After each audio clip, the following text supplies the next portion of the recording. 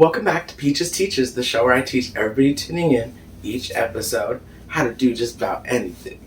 I don't know what the hand movements have been lately, but we're going with it. Hair back, apron on. There's already a little stain I tried to remove because I didn't notice the stain until I put this on. So yeah. A sign just fell off my wall. Damn. That was a lot of commotion. I bet you could have heard that on the camera. Okay. Apron on though, because this top is lovely. I was able to get the stain off for the most part, and I think I concealed it in my photos. We'll see. I don't know. The stain bar works really well. The only problem is I did it while I was wearing it. You're supposed to wash the stuff after you use the stain bar on it. Also, I think my sign fell and distracted me before I was able to say. My hair has gotten really long, so this wig doesn't fit because it was already small. So you might see some of my hair poking through naturally. It's not that big of a deal. Cute, protected. Let's do this. Today we're making a very popular Middle Eastern dessert, Knafeh Rolls. Now there's Knafeh, which is like a flat dish of it. And then this is the rolls. There's also a way to do it in muffin tins, which we might do in the future. This is really popular amongst different cultures, but the origins come within Turkey and Arab culture. So, yes, I'm so excited to be making these. Okay, you're going to need Knafeh dough. And this is super easy to make because I don't know where to get it around here. We'll go through making this right now. You only need these following ingredients written on the screen in order to make your Knafeh dough. Now what you want to do is you want to whisk all of the ingredients together, and then you want to get this contraption if you have one, and it's kind of like a sifter type of thing. If you don't have one of those, you could just use one of these. It's just a regular strainer. Just make sure the wire ones work best because of how tight the holes are. So make sure you use that one, because the point of straining this dough is to make sure you get rid of any lumps. Because then what you're going to want to do is you're going to want to get a bottle. And I like using the water bottles, preferably the cheap ones with the lids that kind of bend, if you could see me squishing that in that video. And then you're just going to get like a really thin nail and pop a hole through. And I suggest doing it from the inside of the cap, like hopefully you'll be able to see, because that way it makes sure it's coming out. I poked in once and it kept causing clogging. And as you can see, it's just really easy to, after you get the lid on, wind out the circles. And you can see a couple times I was like, I'm using the square pan, I might as well try to do some squares. And then you'll see I even busted out 2 pans because I was like, let's get this done. If I had a pancake griddle, that would be so much easier. I was even thinking of putting a cookie sheet and turning on 2 burners, but I don't know. I don't know if that's safe. We'll just have to try it sometime. But you wouldn't be able to touch the pan. These don't get nowhere near as hot as the actual oven itself.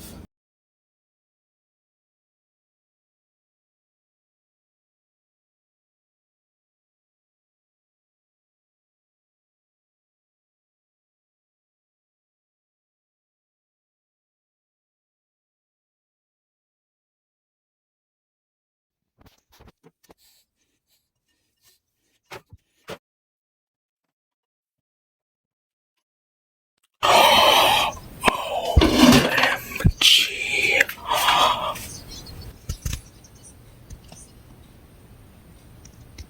Other than your Knafeh dough, you're going to need ricotta. I've also seen this made with, was it Turkish feta? I think there was a recipe I saw before with Turkish feta. Sugar and water to make a simple syrup that you put on after you bake it, and then ghee. I think you could use butter, but I've only ever made it with ghee. And that's what you're going to need. You're also going to need this size dish. So the work is just making the Knafeh dough. And it's not even that difficult at all. The only reason why it could be seen as work is if you do the whole recipe, you get a lot. If you do a half recipe, I think you get about, oh gosh, I don't want to be wrong about this. I think you get 6 of these with half of a recipe. But yeah, we are just going to get jumping right into this. I have my oven preheated to 390. I saw everywhere from 350 to 400, so 380. I think I just said 390.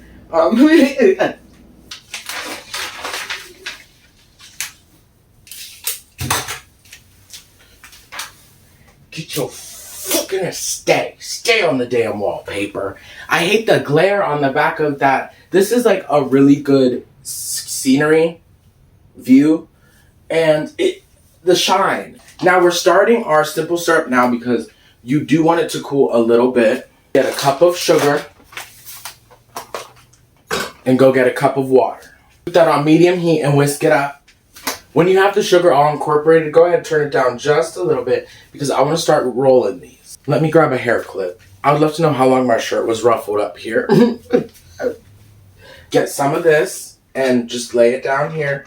Get it long ways out, nice and strandy. So you want a row of it, like so, okay? And then you want to take this and then you want to lay some of it. Make like a cross shape because you fold in the sides to roll it up. Okay? And I actually should have... Oh, wait, you actually don't need to do it this way. I saw it done this way and I'm like, oh, that's so fancy. Listen, watch. So you just get your ricotta cheese. Stir it around if it got some moisture on top. And then this is like a heaping tablespoon.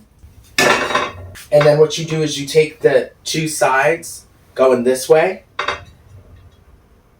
and you fold them in, and then you take the shorter side and you place that over top, and then you just roll it up, roll it up, roll it up, roll it up. If you need to, you could roll it in extra. The one thing I do want to, in the future, make my Knafeh dough on the griddle-like surface, because I want to make sure they're strands. This coil method is kind of annoying. You could cut the excess off, and then what we're going to do is make sure it's an empty spot, or you could even use crumbs to make a bed to sit the Knafeh roll on.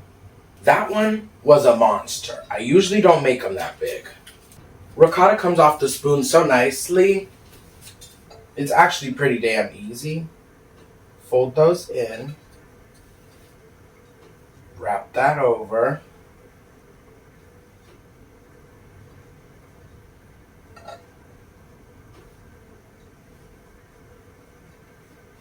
You could work with your Knafeh dough as you go.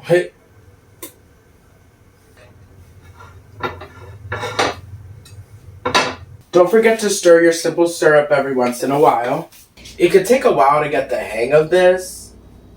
It definitely has taken me some time. I still struggle at times. I'm realizing now, and this is why I should never really try something new for a Peaches Teach. Well, it is fun to try the new thing, but for the first time I made the Knafeh dough in that square pan. And I don't know if it's the corners of it, but it's wanting to break, and it's harder to get full strands. I have 3 done right now. They're kind of monstrous. And I definitely do think that the circular pan is better to make these in. But we're just going to keep going, keep trucking through. I want to put this on top.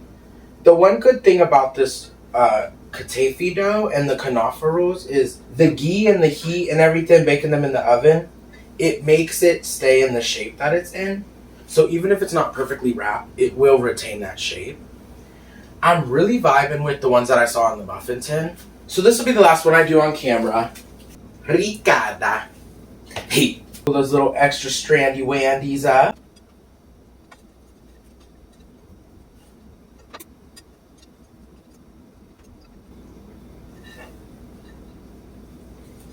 There, that's my favorite one so far.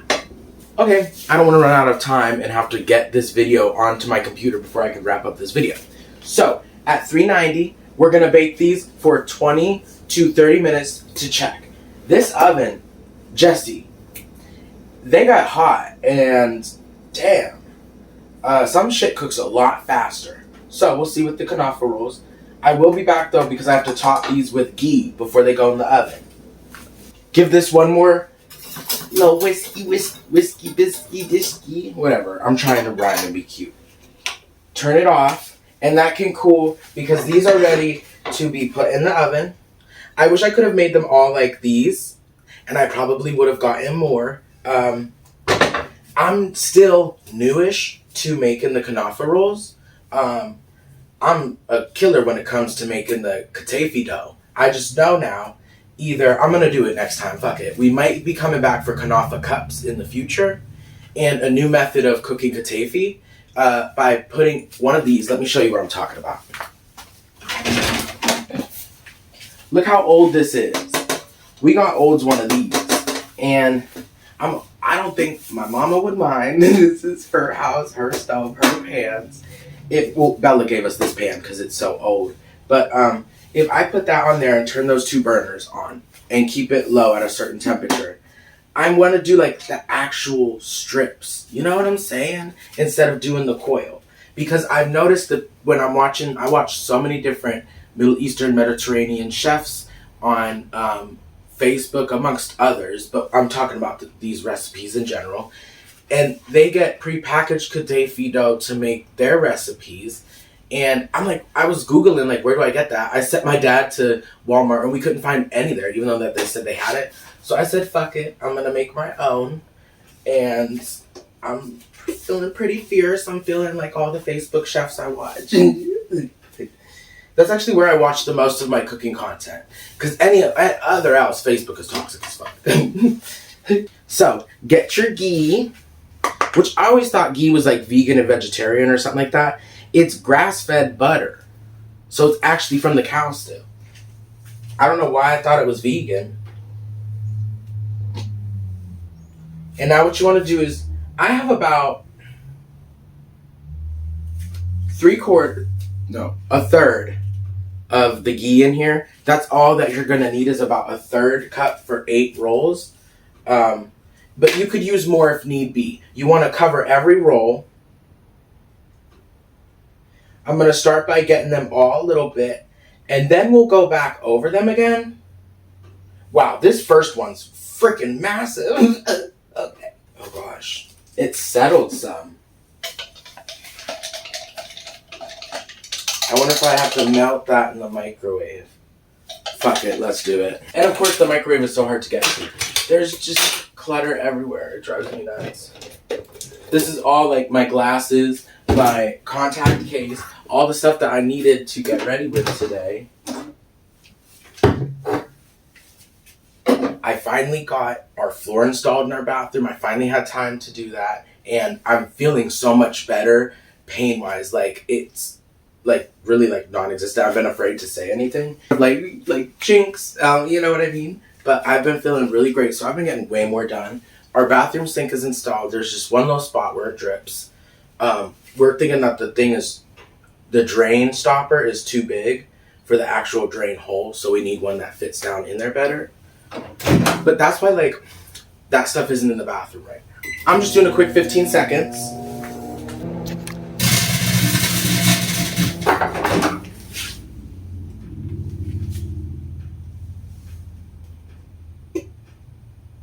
Holy fucking shit. Did you guys see any of that? It smells like church in here now. Like that after candle smoky smell. There was still a little bit of the aluminum on here. So it was sparking. But it melted enough to put the rest on here. Okay, so now what you're going to do is throw these in the oven for 20 to 30 minutes. I'm going to do 15 and then 15 to see because I told you about Jesse. 15 minutes and counting. I don't know if I'm going to be in this when I'm done because it's really hot. I've just really been feeling the vibe of like peach with mint. I knew that wasn't gonna go smooth. That's one thing I noticed. As my hair has gotten longer, it's easy. Real hair is easier to deal with than wig hair. But this outfit is really cute together. This was one of my grandma's tops. Underneath is a tank top. See? It's a tank top underneath. It's cute. It's a vibe. But I need to get this off so I could breathe. And we'll be back to do our taste test. I'm so excited. Mom will definitely be here. I'm surprised she's not already. Her new boss is not like that old bitch. She kept her all the freaking time. Used her all the time. Now that me and Mom have both got away from our previous shit-ass employers, we've been flourishing getting stuff done around here. Mom's new boss is a badass anyways. Carol. But yeah, I just had to mention that because her last boss was shit. Wow. All she was concerned about was her own vacations and what nobody else had going on. I didn't do this last time and I want to do it this time because I've seen some people do it, some people didn't do it, and I was like, well, I'm going to be one of the ones too. I have rose water. I love rose water. And I'm going to put a little teaspoon because I ain't trying to do too much.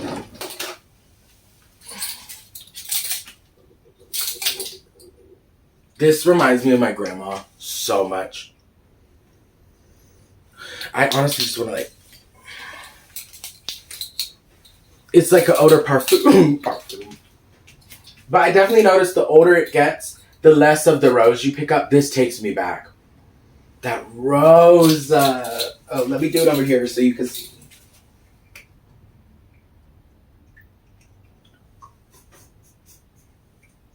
Did you see what happened? What the fuck is wrong with me? Could you imagine if I literally smacked myself across? I hope I could smell the rose. I hope I didn't. Oh wait, I just rubbed it all over myself.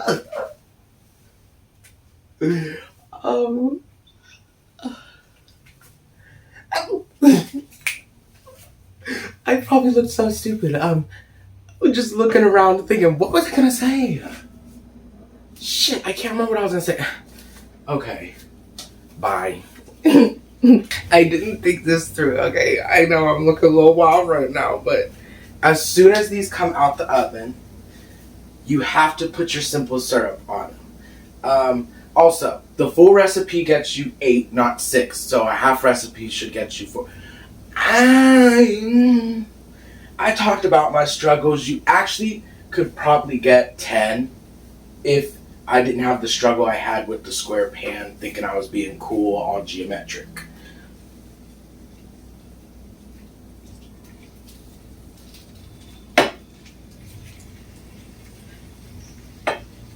This actually turns into like a really nice, like it seals the Knafeh roll, but it like in the bottom of the pan, I think it mixes with the ghee and some of the ricotta and all that, and it creates like a really thick, kind of condensed milk type of scrumptiousness at the bottom. Put all that on there. What am I doing? I put that down there. There's still some left in there. Okay. Wow, it's swimming in there. Okay. All right, let me pause this.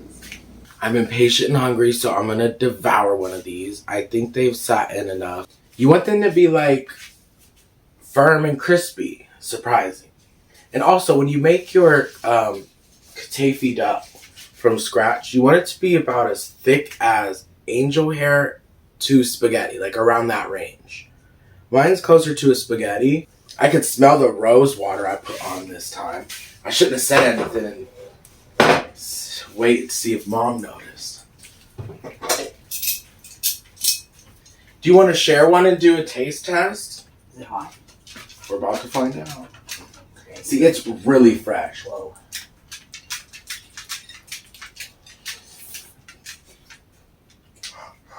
It's hot. Oh. I'm gonna burn myself.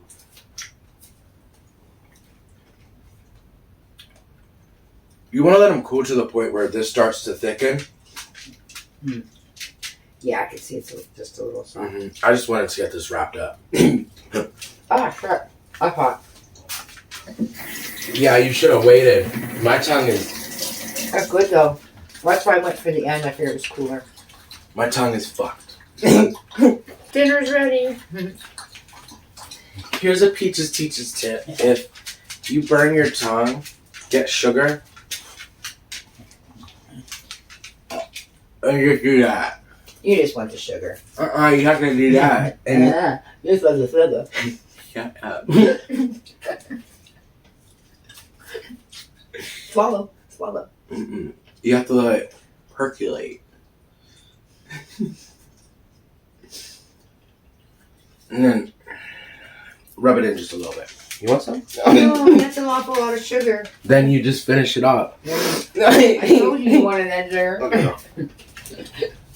But that really does help with the burnt tongue or chewing some marshmallows. I could have just got some marshmallows.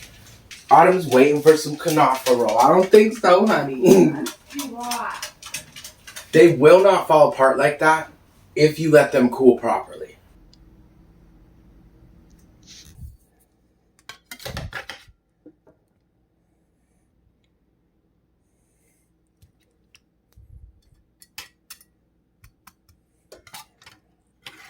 Also, these little ones, that's the only odd looking one. Is this still too hot to hold? No. Look, they all look about the same size, except for that big Bertha of a one. Well, these are 5 out of 5 peaches, always and forever. I really like these. I want to come back and do the little nests in the future in the muffin tin. And maybe that time I'll actually get some pistachios to grate on top. But these are still 5 out of 5 fabulous peaches. Oh my gosh. I had to get that out. Well, that's been this episode, and that does it all. Thanks for watching. Bye. Peaches teaches all the different things that you can do. See, I did it this time because I wasn't sleepy.